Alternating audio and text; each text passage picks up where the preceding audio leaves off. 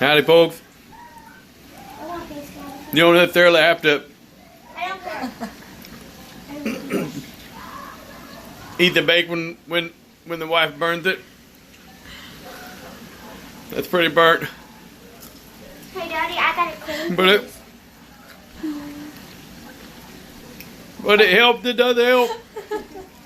It helps your marriage. Guys, I got it clean. That's-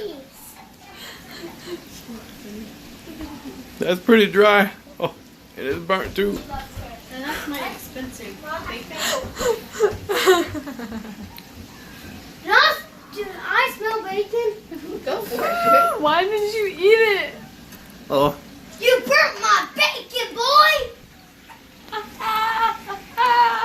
She burnt my bacon! I told you it tasted nasty. Look at this. No, it's not burnt. That's not bad. Look. That's not bad at all. Not compared to that one. The one I just ate.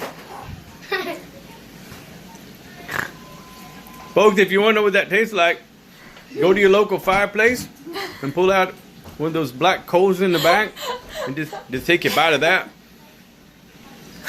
That's about what that tastes like. And it's still trying to go down.